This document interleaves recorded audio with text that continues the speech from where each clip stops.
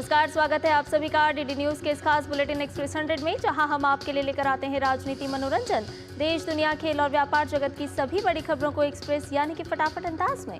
आपके साथ मैं हूं संध्या शर्मा। तो देखिए खबरें तेज रफ्तार से। जम्मू कश्मीर में 10 साल बाद विधानसभा चुनाव के पहले चरण के लिए मतदान जारी है। अलग अलग पोलिंग बूथ के सामने मतदाताओं की लंबी कतार लगी है। जम्मू कश्मीर में अपने लिए सरकार चुनने के प्रति मतदाता पूरे जोश में दिखाई दे रहे हैं। 24 विधानसभा सीट पर पहले चरण में सुबह 11 बजे तक 26.72% मतदान दर्ज हुआ है। सुबह 9 बजे तक अनंतनाग विधानसभा क्षेत्र का मतदान अब तक 25.55%, डोडा का मतदान प्रतिशत 32.20% दर्ज किया गया। वहीं किश्तवाड़ में 32.69%, कुलगाम में 25.95%, पुलवामा में 20.37% और रामबन में 31.25% मतदान हुआ। किश्तवाड़ में डिप्टी कमिश्नर और डीएम राजेश कुमार श्रवण ने कहा कि मतदान के लिए सुरक्षा के व्यापक प्रबंध किए गए हैं और मतदाता अपने मत का प्रयोग कर रहे हैं। जिला निर्वाचन अधिकारी हरविंदर सिंह के मुताबिक लोगों में काफी उत्साह देखने को मिल रहा है। जिला निर्वाचन अधिकारी ने लोगों से घरों के बाहर निकलकर मतदान करने की अपील भी की। वहीं कुलगाम के उप आयुक्त अतहर आमिर ने भी कहा कि सभी पोलिंग स्टेशन पर शांतिपूर्वक तरीके से वोटिंग हो रही है।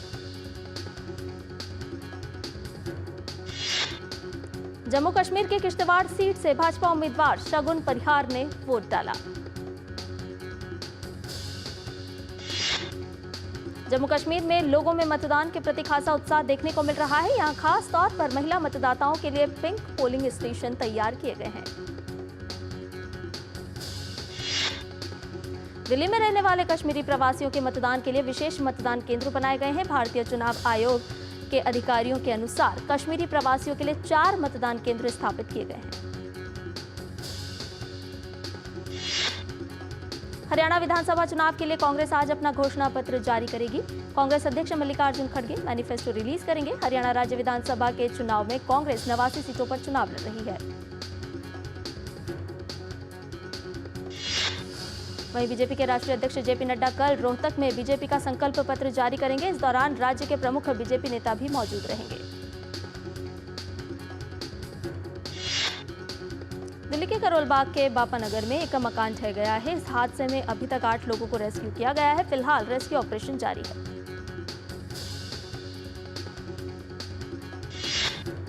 स्थानीय लोगों को घटनास्थल के आसपास से हटाया गया है। इस घटना को लेकर डीसीपी सेंट्रल एम हर्षवर्धन ने बताया कि एक पुरानी इमारत ढह गई है। घायलों को अस्पताल भेज दिया गया है।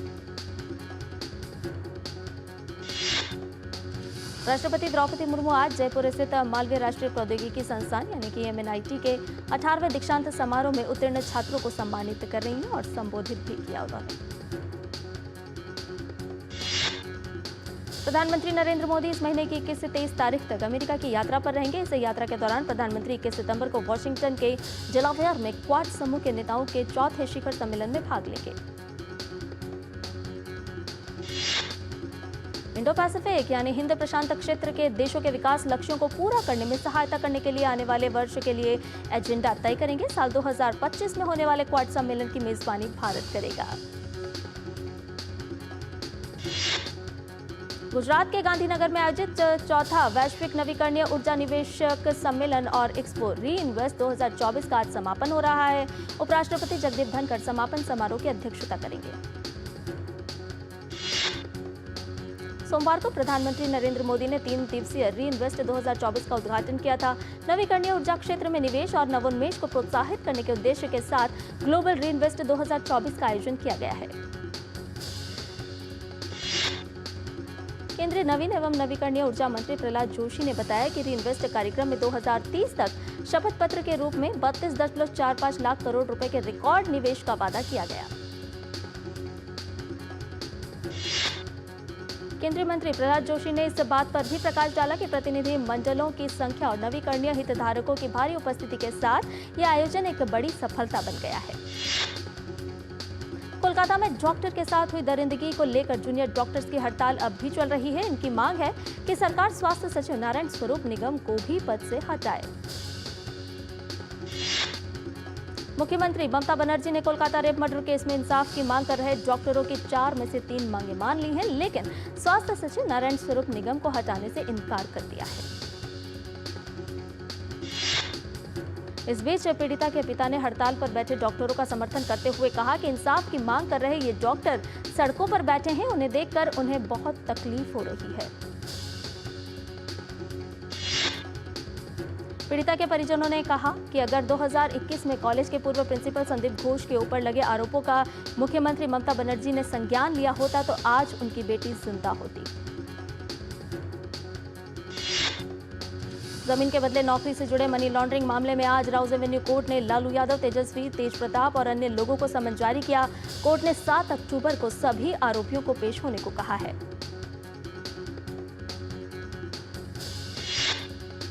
ज्ञानवापी मामले में हिंदू पक्ष द्वारा वैज्ञानिक विधि से सर्वे की मांग पर आज जिला अदालत में सुनवाई होगी। मामले में पिछली सुनवाई के दौरान हिंदू पक्ष द्वारा यह जोर देकर कहा गया था कि बिना खुदाई के सर्वे संपूर्ण नहीं हो पाएगा। केंद्रीय मंत्री किरण रिजिजू ने दिल्ली में आम आदमी पार्टी और केजरीवाल पर भी निशाना साधा है। किरण रिजिजू ने कहा कि दिल्ली की जनता आम आदमी पार्टी को जल्द ही सबक सिखाएगी। वक्फ संशोधन बिल को जरूरी बताते हुए केंद्रीय मंत्री किरण रिजिजू ने कहा कि गरीब मुसलमानों को इससे फायदा होगा। किरण रिजिजू ने कांग्रेस पार्टी पर वक्फ संशोधन बिल पर गुमराह करने का आरोप लगाया है। भारत सरकार के संस्कृति मंत्रालय प्रधानमंत्री नरेंद्र मोदी को प्राप्त हुए उपहारों और स्मृति चिन्हों की एक विशेष नीलामी का आयोजन किया है। ये नीलामी 17 सितंबर से 2 अक्टूबर 2024 तक ऑनलाइन कराई जाएगी। नीलामी में पारंपरिक कला रूपों जैसे पेंटिंग्स, मूर्तियां और हस्तशिल्प के साथ साथ धार्मिक कलाकृतियां जैसे मंदिर मॉडल और देवताओं की मूर्तियां भी शामिल हैं। शिमला में संजौली मस्जिद विवाद के बाद अब कसुम्पटी में बनी मस्जिद को लेकर लोगों ने विरोध करना शुरू कर दिया है। कसुम्पटी के लोगों ने डीसी शिमला को ज्ञापन सौंपकर मस्जिद को गिराने की मांग की है। स्वच्छता ही सेवा पखवाड़े के तहत पूरे देश के साथ उत्तर प्रदेश में कई जगह सफाई अभियान चलाए गए। साथ ही स्वच्छता रैलियों का आयोजन कर लोगों को सफाई के लिए जागरूक किया गया। स्वच्छता ही सेवा पखवाड़े के तहत छत्तीसगढ़ के मुख्यमंत्री विष्णुदेव साय ने रायपुर में स्वच्छता पखवाड़े को लेकर आयोजित एक कार्यक्रम में लोगों को स्वच्छता की शपथ दिलाई। राष्ट्रीय आपदा प्रबंधन प्राधिकरण और सेना दक्षिणी कमान की 2 दिवसीय राष्ट्रीय संगोष्ठी एक्या का अभ्यास आज से चेन्नई में शुरू होगा। आपदा की तैयारियों को बढ़ाना और प्रमुख हितधारकों के बीच मजबूत सहयोग को बढ़ावा देना इसका उद्देश्य है। सुनामी, भूस्खलन, बाढ़, जंगल की आग, चक्रवात और हाल की आपदाओं जैसे समकालीन मुद्दों की समीक्षा की जाएगी और ऐसी चुनौतीपूर्ण स्थिति को रोकने के तरीकों पर भी इस दौरान चर्चा की जाएगी। जम्मू एम्स में 34 वर्षीय महिला की सुपर फिजिकल पैरोटिडेक्टोमी सर्जरी की गई। इसमें पैरोटिड ग्रंथि के एक हिस्से को निकाला गया। स्वास्थ्य मंत्रालय ने इसकी जानकारी सोशल मीडिया प्लेटफॉर्म एक्स पर साझा की है। बीएसएफ ने 16 सितंबर को अमृतसर के रतन खुर्द गांव के पास सीमा क्षेत्र में एक पाकिस्तानी घुसपैठिए को मार गिराया। उसके पास से विभिन्न मूल्य वर्गों में पाकिस्तानी मुद्रा PKR 270 और एक आधा फटा हुआ PKR 10 का नोट बरामद हुआ है। दिल्ली के उपराज्यपाल विनय कुमार सक्सेना ने विजय घाट के पास आनंदिता पार्क DDA ग्रीन्स का उद्घाटन किया। वहीं पंजाब के बठिंडा के गांव गहरी बुट्टर के पास गद्दे की फैक्ट्री में आग लग गई। हादसे में किसी के हताहत होने की खबर नहीं है। उत्तर प्रदेश के चित्रकूट में मंदाकिनी नदी का जलस्तर बढ़ने से रामघाट सहित कई जगह जल भराव की स्थिति बनी हुई है। पीएम ने हाल ही में किए अपने गुजरात दौरे पर एक वीडियो साझा किया है। यहां पीएम जक्षीभाई सुधार के घर गए थे। जक्षीभाई और उनके परिवार को प्रधानमंत्री सूर्यघर मुफ्त बिजली योजना का लाभ मिला है।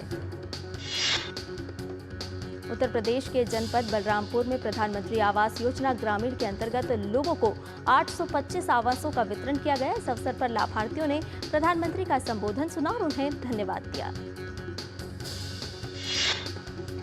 कार्यक्रम में जिला अधिकारी एवं परियोजना निदेशक भी मौजूद रहे। इस दौरान प्रधानमंत्री आवास योजना ग्रामीण 2024-25 के नवीन लाभार्थियों के खातों में प्रथम किस्त का हस्तांतरण भी किया गया। कार्यक्रम में मौजूद लाभार्थियों ने भी अपना अनुभव साझा किया। लाभार्थियों ने कहा कि मोदी और योगी सरकार ने उनके अपने घर का सपना पूरा किया है। बिल गेट्स ने कुपोषण की समस्या के समाधान पर ध्यान केंद्रित करने के लिए भारत को A ग्रेड दिया है। बिल गेट्स ने भारत सरकार की सराहना करते हुए कहा कि मौजूदा सरकार इस मुद्दे पर किसी भी अन्य सरकार की तुलना में ज्यादा फोकस कर रही है।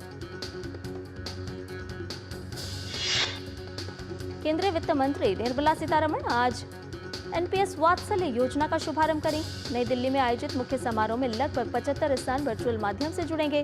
यह भारत की भावी पीढ़ियों को अधिक वित्तीय रूप से सुरक्षित और स्वतंत्र बनाने की दिशा में एक बड़ा कदम है। वित्त मंत्री एनपीएस वात्सल्य की सदस्यता लेने के लिए एक ऑनलाइन प्लेटफॉर्म की शुरुआत करेंगी। योजना विवरणिका जारी करेंगी और नए नाबालिग ग्राहकों को स्थायी सेवानिवृत्ति खाता संख्या यानी PRAN कार्ड वितरित करेंगी। रिन्यू के चेयरमैन और CEO सुमंत सिन्हा ने बताया कि देश में आने वाले वर्षों में पैदा होने वाली कुल इलेक्ट्रिसिटी में रिन्यूएबल एनर्जी की हिस्सेदारी 50% तक हो जाएगी, जो कि फिलहाल 15% के करीब है। इससे देश में लाखों रोजगार के अवसर पैदा होंगे। EPFO सदस्यों को बेहतर सुविधाएं देने के लिए सरकार नए IT सिस्टम 3.0 पर काम कर रही है। इससे EPFO पोर्टल को बेहतर बनाने में मदद मिलेगी। सर्वर समस्याओं को खत्म करने के लिए यह प्रणाली आने वाले महीनों में लागू हो सकती है। सरकार ने स्विगी, जोमेटो जैसे फूड डिलीवरी, फूड कॉमर्स और ई-कॉमर्स कंपनियों को अपने गिग वर्कर्स का ई-श्रम पोर्टल पर रजिस्ट्रेशन करने का निर्देश दिया है। केंद्र सरकार के अनुकूल नीतियों के कारण देश में तेजी से लग्जरी वाहनों की मैन्युफैक्चरिंग बढ़ रही है, जिसके कारण भारत के ऑटो सेक्टर में निवेश भी बढ़ रहा है। जर्मनी की लग्जरी कार विनिर्माता मर्सिडीज बेंज इंडिया अब अमेरिका के अलावा सिर्फ भारत में अपनी इलेक्ट्रिक SUV EQS SUV 580 का विनिर्माण करेगी। कंपनी ने भारत में मैन्युफैक्चरिंग और नए उत्पादों पर 2024 में 200 करोड़ रुपए का अतिरिक्त निवेश करने की योजना बनाई है। इससे भारत में मर्सिडीज की कुल निवेश राशि 3000 करोड़ रुपए तक पहुंच गई है। RBI के गवर्नर शक्तिकांत दास ने कहा कि पूरी दुनिया में डॉलर के मुकाबले रुपया सबसे स्थिर मुद्राओं में एक उभर कर आया है। NCPI जल्द ही UPI लाइट के ग्राहकों के लिए ऑटो टॉपअप सुविधा लेकर आने वाला है। इसके आने के बाद यूजर्स को अपने बैंक अकाउंट से बार बार UPI लाइट में रकम जमा करने की जरूरत नहीं पड़ेगी। नई सुविधा आने के बाद पैसे खुद ही UPI वॉलेट में जमा हो जाएंगे। भारत के निर्यात में बढ़ोतरी दर्ज हुई है। वाणिज्य एवं उद्योग मंत्रालय के मुताबिक अप्रैल-अगस्त 2024 में निर्यात में 5.35% की अनुमानित वृद्धि हुई है। अगस्त में ऑर्गेनिक और अकार्बनिक रसायन निर्यात सालाना आधार पर 8.32% और इलेक्ट्रॉनिक वस्तुओं के निर्यात में 7.85% की बढ़ोतरी दर्ज हुई है। टाटा पावर अक्षय ऊर्जा पर $9 अरब का निवेश करने की योजना बना रही है। कंपनी के पास वर्तमान में बड़ी परियोजनाओं में 5 गीगावाट अक्षय ऊर्जा क्षमता है। अगले 1 से 2 वर्षों में 5 गीगावाट क्षमता और जुड़ेगी और 2030 तक इसे 20 गीगावाट से अधिक तक विस्तारित करेगी। और बुलेटिन में फिलहाल रुकने एक छोटे से ब्रेक के लिए जल्द हाजिर होंगे। आप बने रहिए DD न्यूज के साथ। बढ़िया है, क्यों है? प्राकृतिक हल्दी, मिर्ची, धनिया नहीं, मिर्ची, धनिया, हल्दी, MDH। मसाले सच MDH। हो गया इंतजाम। किसका? गुड्डी की फीस का। दिखा। 20,000 का लोन तुरंत। पता है कौन दे रहा है? ब्याज कितना है? लोन विनियमित संस्थानों से ही लें और कर्ज उतना जितनी जरूरत, वो भी जांच कर। हो गया इंतजाम। पगार एडवांस में भेजिए। आरबीआई कहता है, सही वित्तीय बर्ताव करे आपका बचाव। बेटियां घर की रौनक हैं। बेटियां घर संवारती हैं। बेटियां पीढ़ियां सजाती हैं। बेटियां घर की बुनियाद कहलाती हैं। बेटियों को सलाम करता है मोंगिया स्टील, स्टील का बादशाह।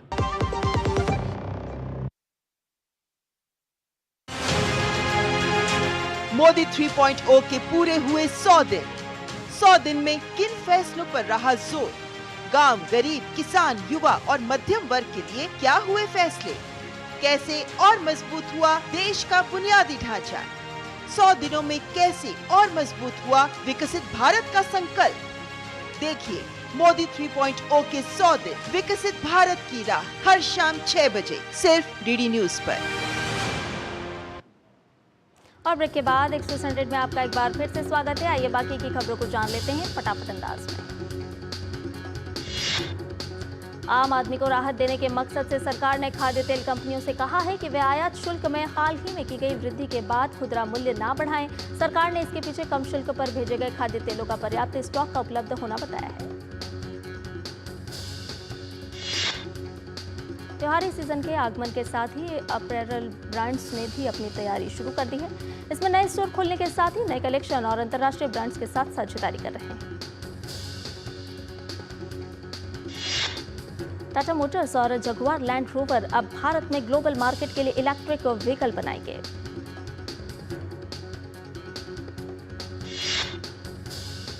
सीमा शुल्क में भारी कटौती और त्योहारी मांग आने से अगस्त में सोने का आयात दोगुना से अधिक होकर $10.06 अरब के रिकॉर्ड उच्च स्तर पर पहुंच गया है। रूस के प्रमुख सुरक्षा अधिकारी सर्गेई शोइगु ने तेहरान में ईरान के राष्ट्रपति मसूद पेज़ेश्कियान से मुलाकात की। यह बैठक उनके हालिया प्योंगयांग दौरे के दौरान हुई, जहां उन्होंने उत्तर कोरियाई नेता किम जोंग उन से बातचीत की थी। अमेरिका का कहना है कि ईरान और उत्तर कोरिया लगातार रूस के बैलिस्टिक मिसाइलें निर्यात कर रहे हैं। रूस इन बैलिस्टिक मिसाइलों का प्रयोग कर यूक्रेन में तबाही मचाने में लगा हुआ है। हालांकि मॉस्को ने अमेरिका के तमाम आरोपों को निराधार बताया है। पेरू में आग का तांडव लगातार जारी है। आग की लपटों ने अमेज़न क्षेत्र के हजारों हेक्टेयर क्षेत्र को बुरी तरह से बर्बाद कर दिया है। आग की चपेट में आने से 15 लोगों की मौत हो चुकी है, वहीं 98 लोग घायल हो गए हैं।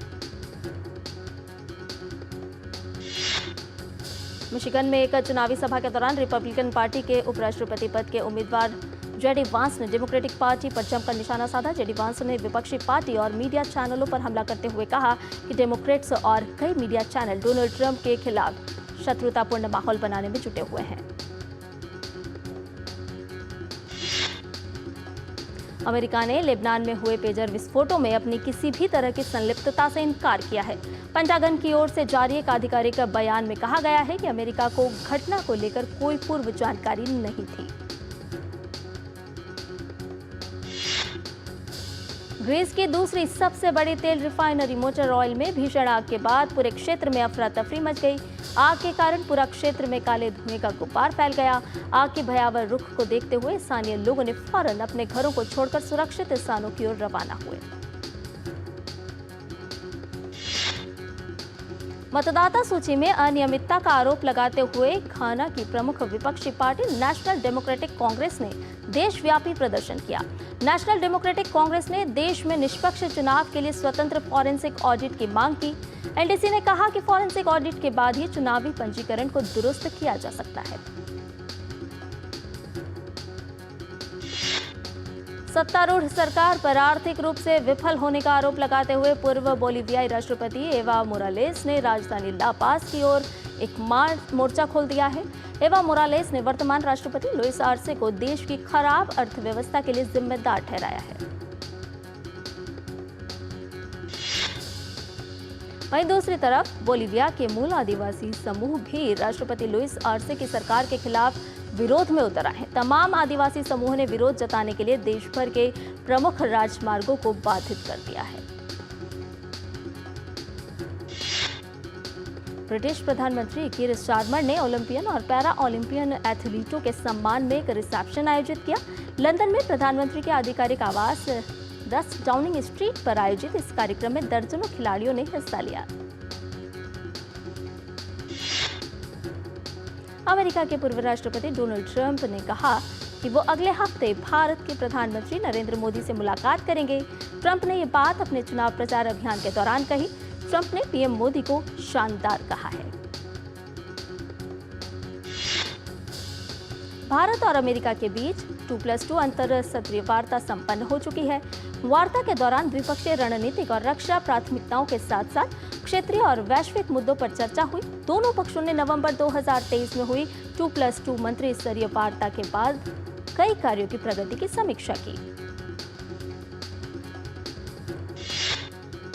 45वें शतरंज ओलंपियाड में भारत का विजय अभियान लगातार जारी है। लगातार 6 जीत के साथ आत्मविश्वास से भरी भारतीय पुरुष और महिला टीमें बुधवार को 45वें शतरंज ओलंपियाड के 7वें दौर में क्रमशः चीन और जॉर्जिया से भिड़ेगी।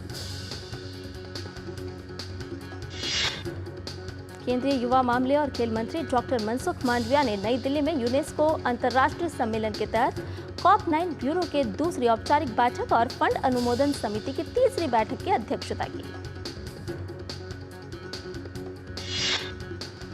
इस 2 दिवसीय बैठक का उद्देश्य खेल में अखंडता और निष्पक्षता के महत्व पर जोर देते हुए डोपिंग के खिलाफ लड़ाई में वैश्विक सहयोग को आगे बढ़ाना है। आईसीसी ने मंगलवार को एक ऐतिहासिक ऐलान किया, जिसके तहत अब पुरुष और महिला खिलाड़ियों को विश्व कप में एक समान प्राइज मनी मिलेगी। इसकी शुरुआत अगले महीने यूएई में होने वाले महिला T20 विश्व के साथ की जाएगी। और बुलेटिन में फिलहाल रुकने एक छोटे से ब्रेक के लिए जल्द हाजिर होंगे। तड़के वाली भोली भाली मेहनत वाली असली तड़के वाली, ये तो बड़ी समझदार बड़ी होशियार MDH के सही टेस्ट का असली test MDH ginger garlic paste. सुरक्षा की गारंटी हर चीज में जरूरी है, चाहे वो मुश्किल स्टंट हो या अच्छी फसल। इसलिए ले आइए IIL के ट्रैक्टर ब्रांड का शिनबार, जो देता है सुंडी और ट्रिप से सुरक्षा की गारंटी। बात जब पीढ़ियों के लिए बनने वाले घर की हो तो जिम्मेदारी बड़ी हो जाती है। गैलेंट समझता है ये जिम्मेदारी। अब डबल M रिब्स के साथ गैलेंट एडवांस TMT रीबार, निर्माण का रियल हीरो। और ब्रेक के बाद एक्सप्रेस 100 में आपका एक बार फिर से स्वागत है। महिला T20 विश्व कप में विजेता बनने वाली टीम को अब 23,40,000 अमेरिकी डॉलर मिलेंगे। पिछले साल महिला T20 विश्व कप जीतने पर 10 लाख अमेरिकी डॉलर की पुरस्कार राशि मिली थी। भारत के टेस्ट कप्तान रोहित शर्मा ने कहा कि उनकी टीम का ध्यान बांग्लादेश के खिलाफ 2 टेस्ट मैचों की सीरीज जीतने पर है, न कि 2025 में लॉर्ड्स में होने वाले विश्व टेस्ट चैंपियनशिप फाइनल के बारे में ज्यादा सोचने पर। रोहित ने प्रेस कॉन्फ्रेंस में कहा, हमारे लिए हर मैच महत्वपूर्ण है। विकेटकीपर बल्लेबाज केएल राहुल बांग्लादेश के साथ 19 सितंबर को होने जा रही टेस्ट सीरीज से टीम में वापसी करेंगे। KL Rahul England test series के दौरान चोटिल होकर बाहर हो गए थे, लेकिन अब टेस्ट टीम में वापसी कर रहे हैं। कप्तान रोहित ने राहुल के चयन का समर्थन किया। लीजेंड्स लीग क्रिकेट का तीसरा सत्र 20 सितंबर से शुरू होने जा रहा है। लीजेंड्स लीग क्रिकेट में शिखर धवन और दिनेश कार्तिक जैसे हाल ही में क्रिकेट को अलविदा कहने वाले खिलाड़ी भी भाग लेंगे। भारतीय कप्तान हरमनप्रीत सिंह को अंतर्राष्ट्रीय हॉकी महासंघ द्वारा पुरुष खिलाड़ी ऑफ द ईयर पुरस्कार के लिए नामित किया गया है, जबकि पूर्व भारतीय goalkeeper Piyash Vijesh goalkeeper of the year पुरस्कार के लिए नामित किए गए हैं। एशियन चैंपियंस ट्रॉफी जीतने के बाद हॉकी इंडिया टीम इंडिया के हर खिलाड़ी को 3-3 लाख रुपए का नकद पुरस्कार देगी। इसके अलावा सपोर्ट स्टाफ को 1.5 लाख रुपए दिया जाएगा। भारत की ओर से कप्तान हरमनप्रीत सिंह टूर्नामेंट के स्टार परफॉर्मर रहे। उन्हें प्लेयर ऑफ द टूर्नामेंट चुना गया और इनाम के तौर पर $2,000 का नकद पुरस्कार दिया गया। श्रीलंका क्रिकेट टीम ने न्यूजीलैंड के खिलाफ 18 सितंबर से शुरू होने वाले पहले टेस्ट के लिए अपनी टीम की घोषणा कर दी है। ऑफ स्पिनर रमेश मेंडिस की जुलाई 2023 के बाद टेस्ट क्रिकेट में वापसी हुई है। भारत के Priyanshu Rajawat China open badminton tournament के पहले दौर में बाहर हो गए हैं। प्रियांशु को कनाडा के ब्रायन यांग से सीधे गेम में हार का सामना करना पड़ा। ब्रिटिश प्रधानमंत्री कीर स्टारमर ने ओलंपियन और पैरालंपियन को सम्मानित करने के लिए 10 डाउनिंग स्ट्रीट में एक रिसेप्शन पार्टी का आयोजन किया। करण जौहर ने अपने सोशल मीडिया अकाउंट पर आगामी शो द ट्रैटर्स के लिए शूटिंग की आधिकारिक घोषणा की है। इस शो को प्राइस वीडियो पर देखा जा सकता है।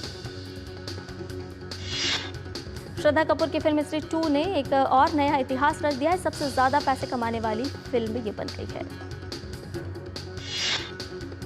फिल्म कांतारा का सिक्वल कांतारा ए लीजेंड चैप्टर 1 आने वाला है। कांतारा ए लीजेंड चैप्टर 1 दिसंबर में रिलीज होगी।